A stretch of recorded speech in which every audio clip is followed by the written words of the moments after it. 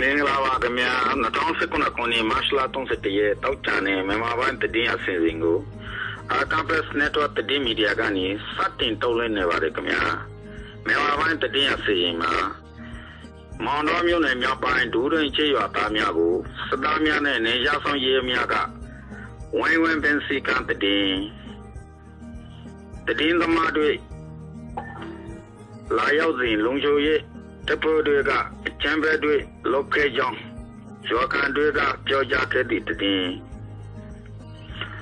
င်းသမား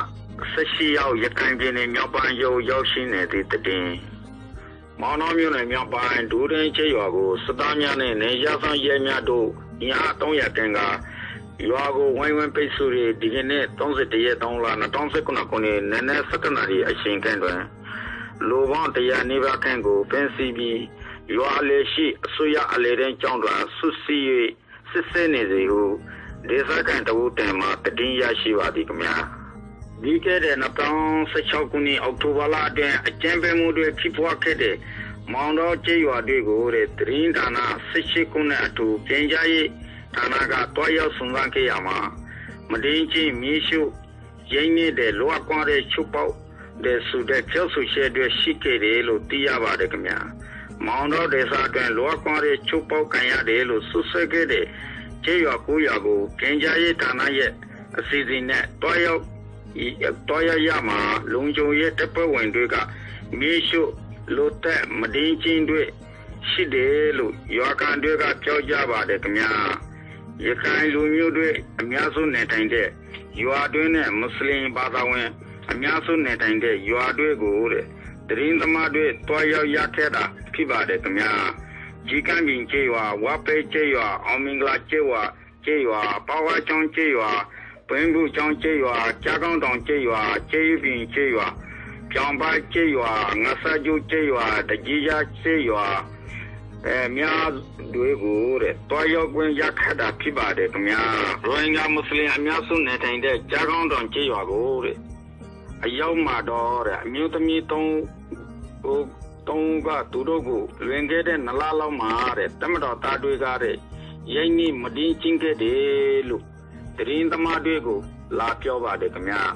မဒင်းချင်းခံရတယ်လို့တရင်သမားတွေကိုပြောခဲ့တဲ့အမျိုးသမီး3ကတဲ့ပထမကတူအသက်16နှစ်မော်ရီယန်ကတူအသက်20နှစ်နဲ့ရိုဂျီယာဘေကွန်အသက်30နှစ်တို့ဖြစ်ကြပါတယ်ခင်ဗျာအဲ့ဒီကိစ္စနဲ့ပတ်သက်လို့မောင်တော်ကရန်အုပ်ချုပ်ရေးမှုဦးရတုကတော့တဲ့စစ်ဆေးမှုတွေမင်းကန်ရင်ဥပဒေအတိုင်းအရေးယူဆောင်ရွက်တော့မယ်ဟုတဲ့လို့ကင်းလီပြောကြားခဲ့ပါတယ်ခင်ဗျာဒါအပြင်နေကြဆောင်ရစကမှာအမှုဖွင့်တန်ကြတင်ပြီးအဲ့ဒီကိစ္စတွေကိုတဲ့စုံစမ်းမယ်လို့သူကဆိုပါတယ်တိုင်းတဲ့သူတွေကိုတဲ့ဥပဒေအရအကာအကွယ်ပေးသွားမယ်လို့လည်းပြောပါတယ်ခင်ဗျာဒီကဲတဲ့လာပိုင်းတုန်းကလည်းမောင်တော်ကိုလာရောက်တဲ့နိုင်ငံတကာတန်တမအဖွဲတွေကိုအမျိုးသမီးနှုတ်ကားတဲ့မဒင်းချင်းခင်ရတဲ့အကြောင်းပြောခဲ့ပါတယ်ခင်ဗျာဒါပေမဲ့သက်ဆိုင်ရာကားတဲ့ထွားရောက်မင်းမြန်းတဲ့အခါမှာတော့အဲ့ဒီအမျိုးသမီးတွေဟာတဲ့တင်းချောင်းတွားတယ်လို့မောင်တော်ခရိုင်အုပ်ချုပ်ရေးမှကပြောပါတယ်ခင်ဗျာရောညာမွတ်စလင်ကြီးရွာအချို့ကားတဲ့နေရင်တွေကိုစစ်စင်ရေးကာလာတုံကားတဲ့လုံခြုံရေးတပ်ဖွဲ့ဝင်တွေကမီးရှို့ခဲ့ကြတယ်လို့လည်းရွာသားတွေကပြောပါတယ်ခင်ဗျာ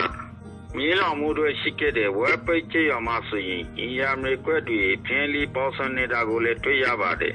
မောင်တော်မြို့နယ်နီးခဲ့တဲ့ရကန်ကျေးရွာမှာမွတ်စလင်အစ္စလာမ်ဘာသာဝင်တွေဈေးလာရောင်းတာအလုပ်လုပ်တာတွေ့ရပါတယ်ခင်ဗျာနိုင်ငံတကာကဆွဆွဲပြောကြနေတယ်လို့စစ်စေးကာလာတွင်မှာလောကွန်ရဲ့ချုပ်ပေါ်မှုတွေရှိတယ်ဆိုတဲ့ကိစ္စ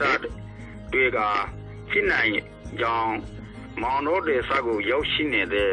တရင်သမားတွေကထိရပါတယ်ခင်ဗျာဒီတည်င်းကို BBC တည်င်းဌာနမှာပေါ်ပြထားပါတယ်ခင်ဗျာ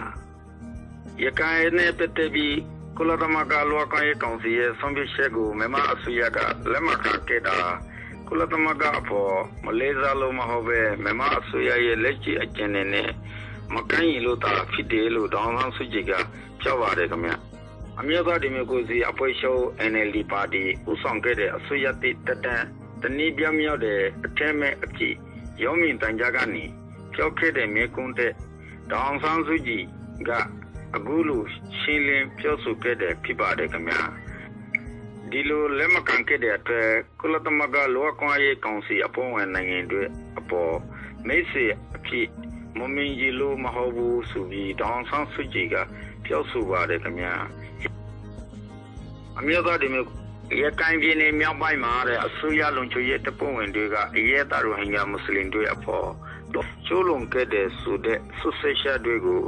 စုံစမ်းဖို့အရှာလာရှာဖို့ရေးနိုင်ငံတကာအဖွဲ့ဆေလို့မဲ့ဆိုပြီးလောကွန်ရေးကောင်စီကဆုံးဖြတ်ချက်ချတာဖြစ်ပါတယ်ခင်ဗျာအဲ့ဒီလိုနိုင်ငံတကာအဖွဲ့ဝင်